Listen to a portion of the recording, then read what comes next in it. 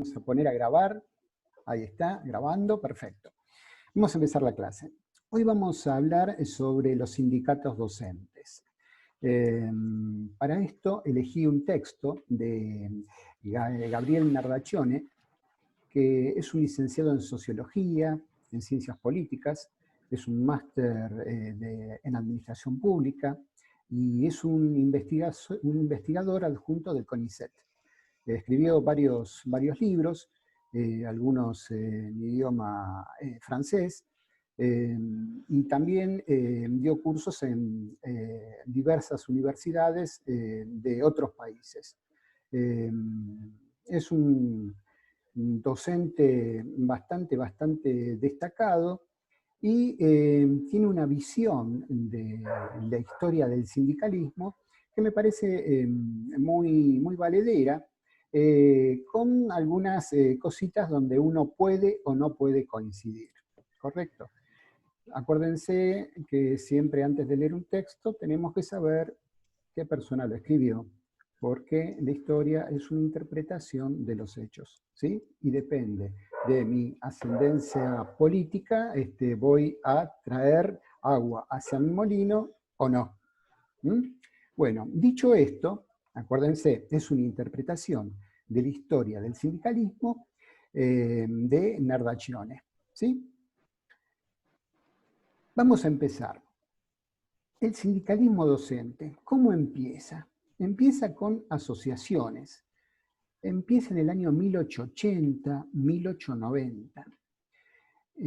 Hablar del sindicalismo docente es hablar de una rara avis. ¿Por qué? Porque a contramano del comienzo de otros sindicatos, no nace como un gremio de trabajadores, sino como una agrupación profesional. Y al revés, en el transcurso de su historia, va a contramano de lo que hacen otros sindicatos. Por ejemplo, los demás sindicatos adhieren inmediatamente al peronismo. En cambio, el sindicalismo docente, en el año 1946, era un férreo enemigo de lo que era el peronismo. Así que esas contradicciones se encuentran en los orígenes de estas asociaciones docentes. También es curioso cómo llega la expansión organizacional de estas asociaciones. ¿Por qué es curioso? Porque la expansión de los sindicatos se dan durante el peronismo. Estamos hablando de 1946, sí, en esa época. En cambio, aquí recién se estructura y se organiza cuando cae el peronismo, en la llamada Revolución Libertadora, o posterior, digamos, más específicamente en el año 1958, que es donde se crea el Estatuto Docente, que entre otras cosas otorga derechos laborales, independencia de los sindicatos de la política partidaria. Justo en ese momento es donde la expansión de la organización docente cobra mayor fuerza. Dijimos que antes se diferenciaba de los demás sindicatos, que era como una agrupación profesional antes que un gremio de trabajadores. Esto desde los comienzos, 1880, se va a mantener casi durante 80 años.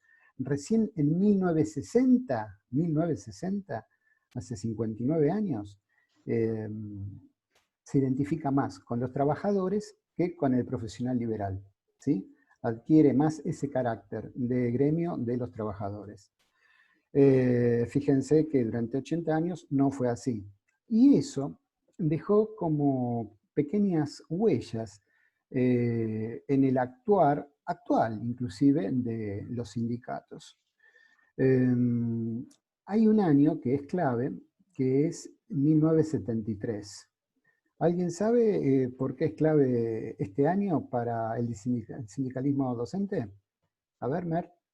Dime. porque surgió la CETERA. Perfecto, la CETERA, que es la Confederación de Trabajadores de la Educación de la República Argentina. Bien. Justamente ahí se da la confluencia de tradiciones liberales, sindicales, revolucionarias, que ya venían con esa historia. Y hace eclosión ahí, en ese año, 1973, justamente con la CETERA. Ahora bien, para poder dimensionar y ubicar sociológicamente lo que es este movimiento sindical docente, hay que verlo en diferentes dimensiones. Vamos a nombrar 5 que abarcan mayormente todo el espectro. Primero, su relación con el Estado y con el sistema político. A través de la historia hubo acuerdos, enfrentamientos con el poder de turno y también alineaciones con ciertas afinidades políticas en desmedro de otras. Esa es una dimensión. Otra dimensión es en cuanto a sus reivindicaciones de todo tipo, de salariales, horarios, reivindicaciones. ¿Sí? No te gastes que después yo te doy un cuadrito. Prefiero que atiendas. ¿Sí? Además, esto que estoy diciendo es como un complemento de lo que van a ver en el texto. ¿Sí? El texto lo tienen en la bibliografía. ¿Sí? Busquen justamente a este autor, Nardaccioni, y van a tener todo. Es un poquito largo, es un poquito extenso, de ahí que les hice unos cuadritos sinópticos para simplificarles todo y que no se pierdan en el texto. Como dijimos, la dimensión del Estado y del sistema político es una, la dimensión de las reivindicaciones a lo largo del tiempo que van logrando es otra, y también otra dimensión es la pertenencia jurisdiccional y su relación con el sistema educativo. ¿Por qué? Porque muchas veces las asociaciones docentes de las provincias no tienen nada que ver con las asociaciones docentes, por ejemplo, de capital. Obedecen a intereses distintos, están bajo signos políticos diferentes, y de ahí que se diferencien claramente entre una y otra. No podemos englobar a todas las asociaciones docentes bajo un mismo esfera, sino están atomizadas. ¿Sí? También otra dimensión es la forma de acción y de organización sindical. No son todas iguales y actúan de manera diferente. Estamos hablando a lo largo del tiempo, ¿sí? Y coexisten unas con otras. También otra dimensión que hay que tener en cuenta, y es la última como para englobar todo, son las tradiciones que tienen estas asociaciones, tanto políticas como ideológicas, que hay algunas que son muy, muy marcadas. Ahora, para poner un poquito más de orden, vamos a seguir una especie de orden cronológico de cómo se fue dando en las principales etapas de la historia docente, de la historia del sindicalismo docente. Primero hay que hablar de los orígenes. Los orígenes van desde 1880 a 1943, casi 60 años, ¿sí? Después, en una segunda etapa, ¿cómo fue la influencia del peronismo? Ahí estamos hablando de 1943 a 1955. Después del peronismo, ¿cómo se reconstituyen estas asociaciones y también la importancia del estatuto del docente? Acá estamos hablando desde el año 1955 hasta el año 1966. Después hay otra etapa, después de esta reconstitución de las asociaciones, que es la radicalización sindical y la unificación nacional de todos los sindicatos. Esto se da desde 1966 a 1983. Y después hay otra etapa que es la reestructuración del sindicalismo con la vuelta a la democracia. Esto es de 1983 al 2001. Vamos a empezar con esto para después seguir avanzando. Pero estas bases, estos años, son fundamentales para entender la dinámica que cobraron los sindicatos en la historia de la República. Y vamos a ver historia porque justamente la historia de la educación está íntimamente ligada a la historia argentina y muchos de los hechos que leemos, escuchamos, relatos y demás, van a tener su correlato en el medio de la educación y cómo esto influye de una manera u otra en futuras acciones que van a tomar los gobernantes. ¿Sí? Vamos a empezar a hablar con los orígenes. ¿Sí? Estamos hablando del año 1880 a 1943. El desarrollo de las asociaciones era débil, era fragmentado. ¿Y cómo se imaginan en este periodo, 1883-1943, en cuanto a salarios? A ver, Florencia, ¿qué te imaginas? 1880-1943. Para mí que eran ¿Cómo muy eran los bajos, salarios? ¿Eran? muy bajos. Muy bajos, muy bajos. Ajá. Vos, Nora, ¿qué decís? ¿Era así? ¿Qué percepción tenés? No, sinceramente no sé qué responder. ¿No sabés? Bueno.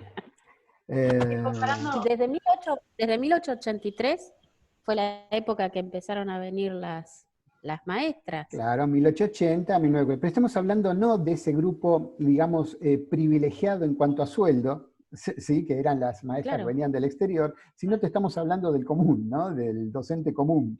De las que se formaban acá. Exactamente. Claro, de las de clase media baja, que Exactamente. buscaban Mira, eran superarse. salarios bajos. Los pagos eran irregulares. No los recibían a fin de mes. No, capaz que les debían 3 meses, después venía todo junto y después por 4 meses no eran regulares, ¿sí? Había una inestabilidad laboral muy importante, muy marcada, ¿sí? Estos eran reivindicaciones que estas asociaciones tenían que tomar como banderas como para mejorar su situación. Como bien dijeron ahí, la mayoría eran mujeres de clase media baja. ¿Y qué es lo que hacían estas mujeres? Reclamaban un modo de subsistencia. ¿Y por qué ustedes piensan que esas mujeres tomaban ese salario bajo y salían adelante? ¿Qué las movía? ¿Qué piensan? Las escucho. La independencia económica, aunque Muy sea bien, mínima, muy bien. salís de tu casa del yugo de ser solamente ama de casa. Ujú, La única ujú. posibilidad Importante que la mujer tenía para estudiar algo. Perfecto, perfecto. Fíjense cómo la mujer ya se posiciona y ahí logra un ascenso social. Si querés, simbólico, porque en cuanto a guita no iba a tener ascenso social, pero sí logra una cierta independencia y, sí, y un mérito propio, ¿no? Que realmente la posicionaba en la escala social de una manera, digamos, superior a lo que podía ser una ama de casa. ¿Correcto? Ahora, había un montón de factores por los cuales, digamos, las diferentes asociaciones a lo largo del país no se podían unir o no prosperaban en el tiempo, ¿sí? Había componentes sociales, había presiones estatales, había diferencias internas, había lo que se llamaba el apostolado laico, y vamos a ver un poquito en detalle cada una de ellas. Imagínense que si se hubieran unido todas las asociaciones del país, hubieran sido una organización muy, muy fuerte. Pero esto no ocurrió durante este periodo. Hablamos del componente social, hablamos de las mujeres, hablamos de qué es lo que ellos, que ellos aspiraban, pero también hay otro factor que impedía una cohesión, que era la presión estatal sobre la continuidad del empleo. ¿Por qué? Porque un docente en esa época muy difícilmente podía protestar, porque para el progreso de sus carreras dependían del poder político, no había otra. Y además, el funcionario docente, que era un funcionario público, era potencialmente reemplazable. Así que si alguien se retobaba, ¡pum!, lo echaban y a otra cosa, ¿sí? Por lo cual, esa presión estatal, justamente sobre la continuidad del empleo, impedía que estas asociaciones se juntaran y realizaran, por ejemplo, un reclamo en común.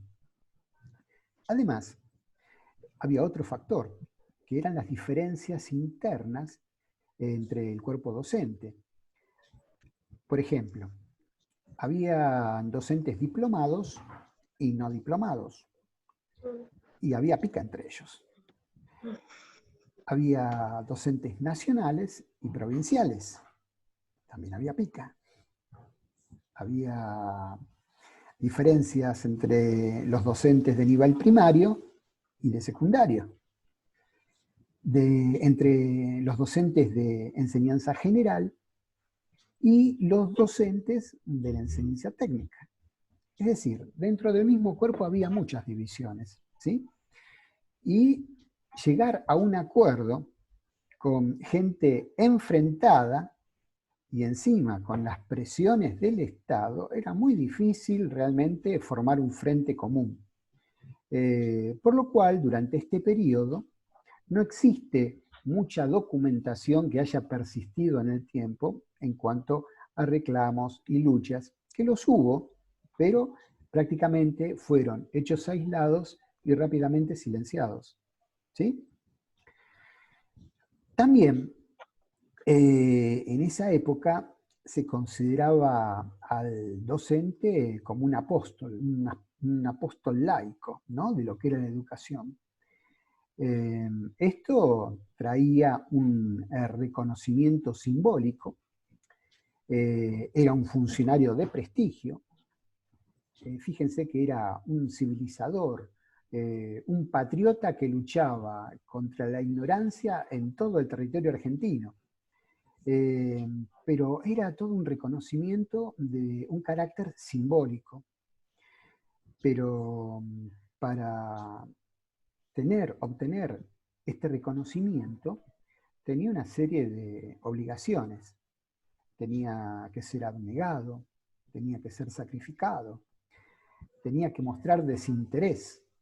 Y fíjense, justamente, si tenía que mostrar desinterés, mal podía hacer reclamos de índole político o sindical. Iría contra, digamos, su identidad. Aquí hay otro factor que impidió justamente la unión de los docentes en esa época, ¿sí?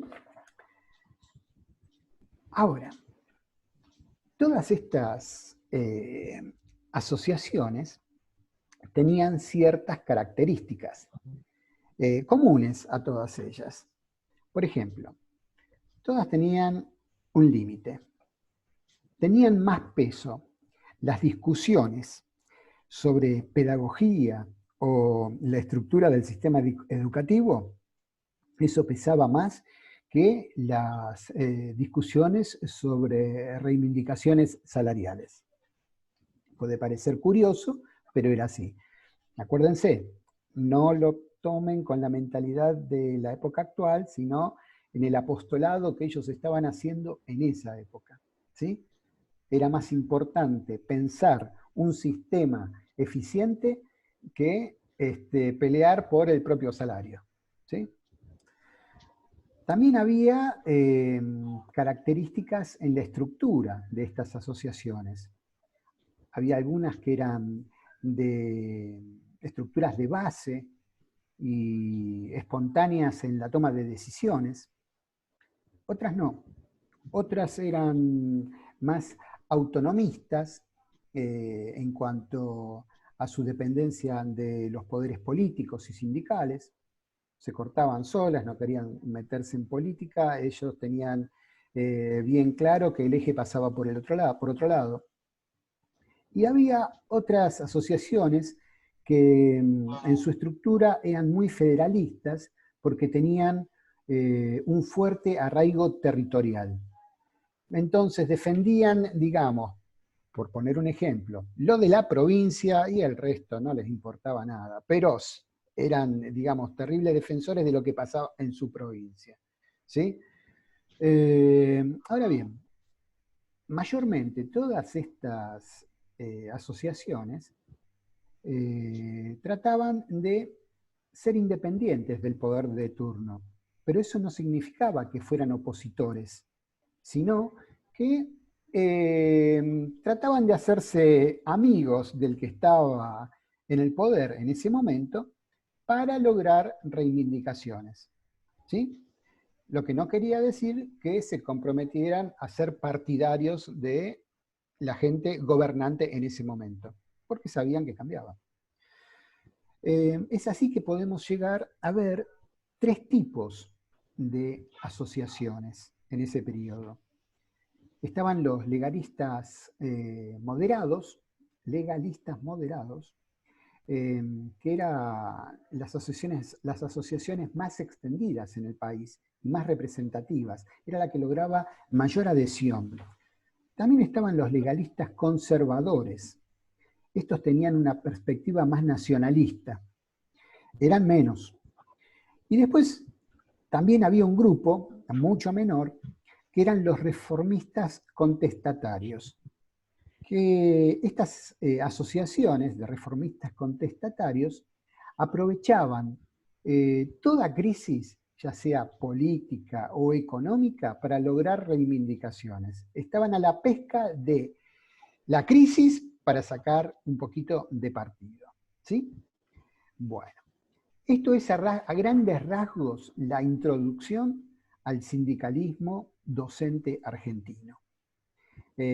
Fíjense cómo nace, totalmente dividido, con algunas expectativas comunes, puntos de partida diferentes, modos de pensar totalmente diferentes, y también vemos por qué no era posible una cohesión en ese momento. De aquí partimos. En la próxima clase vamos a ver cómo sigue la historia, que se pone cada vez más interesante porque empiezan a agregarse componentes políticos que hacen que la dinámica en la estructura del sindicalismo docente empiece a cobrar otra dinámica, otra vida. Pero eso lo vamos a ver en la próxima clase. ¿Ok? Hasta aquí llegamos. Espero no haber sido muy abrumador el primer día después de las vacaciones y espero verlas todas con fuerzas renovadas, porque lo que nos espera va a ser lindo en cuanto a la materia, ¿no? Lo demás, no sé. Fernando, una Pero, pregunta. ¿cómo? Estas características que usted nos mencionó hoy de los sindicatos, ¿son todas en la primera etapa, en la de los orígenes? En lo de los orígenes, sí, la de los orígenes. Acordate, 1880 hasta 1943, ¿sí? Ahí empieza a cambiar la cosa. ¿Y cómo cambia? Pero eso lo vamos a ver en el próximo capítulo. No te me adelantes. Así que, bueno, chicas, nos vemos el sábado, ¿ok? Después voy a programar la clase, esto se los voy a mandar y voy a mandar unos cuadritos, así no se pierden en el texto, ¿sí? Cualquier duda que tengan, por supuesto, me ponen un mail o por WhatsApp, por donde ustedes quieran, o me llaman por teléfono. No hay ningún problema, cualquier duda que tengan en cuanto a bibliografía o en cuanto a si quieren ampliar algún tema, por ahí las puedo orientar con otros textos que no son, digamos, los de la cátedra, pero que les pueden servir y mucho para otra materia o por lo que ustedes quieran. Así que me despido, Perfecto. chicas, y bueno, que tengan un muy buen fin de semana. Mirá, cuando lo digo, un martes, ¿no? Así que nos vemos el sábado, ¿ok? Nos vemos el sábado. Adiós. Hasta luego. Chau, chau. Chao.